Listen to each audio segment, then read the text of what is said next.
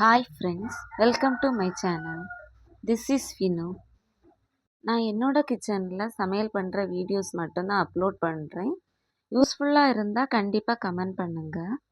இன்றைக்கி என்னோட வீடியோவில் சூப்பரான கலர்ஃபுல்லான லெமன் ரைஸ் வித் சால மீன் ஃப்ரை தான் நான் வீடியோவாக அப்லோட் பண்ணுறேன்.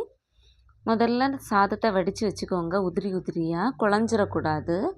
லெமன் சாதத்துக்கு நல்லா இருக்காது.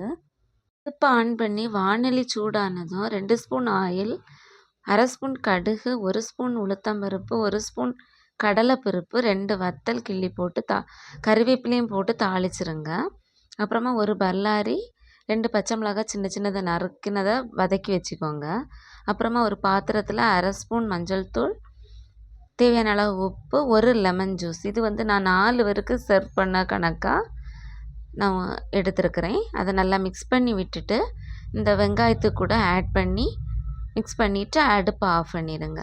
அப்புறமா நம்ம வடித்து வச்சுருக்கிற சாதத்தை இதுக்கு கூட நல்லா கிளறி மிக்ஸ் பண்ணி விடுங்க. நல்லா மிக்ஸ் பண்ணிவிட்டு உப்பு எல்லாமே செக் பண்ணிக்கோங்க.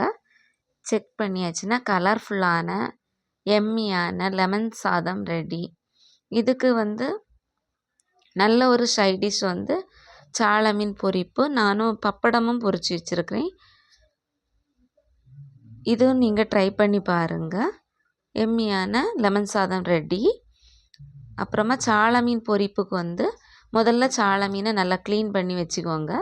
அப்புறமா 1/2 டீஸ்பூன் மஞ்சள் தூள், 2 ஸ்பூன் வத்தல் தூள், தேவையான அளவு உப்பு, இஞ்சி பூண்டு பேஸ்ட்டு, 1/2 டீஸ்பூன் நல்ல மிளகுத்தூள் இதை ஆட் பண்ணி நல்லா மிக்ஸ் பண்ணி ஒரு 10 நிமிஷம் ரெஸ்ட்டில் விட்டுருங்க.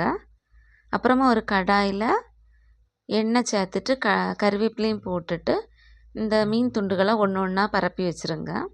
அப்புறமா ஒரு 5 மினிட்ஸ் மிதமான தீயில வெந்ததும் திரும்பவும் 5 மினிட்ஸ் வேக வச்சு எடுத்தால் வெளியே கிறிஸ்பியாக உள்ள சாஃப்டாக நல்ல சால மீன் பொரிப்பு ரெடி. இது இந்த லெமன் ரைஸுக்கு பெஸ்ட்டான ஒரு காம்போ ஆகும். ட்ரை பண்ணிவிட்டு கமெண்ட் பண்ணுங்கள். அப்புறமா இதே மாதிரி வீடியோஸுக்கு என்னோடய சேனலை சப்ஸ்கிரைப் பண்ணுங்கள். பிடிச்சிருந்தால் லைக் பண்ணுங்கள், ஷேர் பண்ணுங்கள், கமெண்ட் பண்ணுங்கள். சப்ஸ்கிரைப் பண்ணிவிட்டு ஆல் பட்டனை ப்ரெஸ் பண்ணுங்கள். அப்போ தான் நான் போடுற வீடியோஸு நோட்டிஃபிகேஷனில் வரும். தேங்க்ஸ் ஃபார் வாட்சிங். Thank you friends.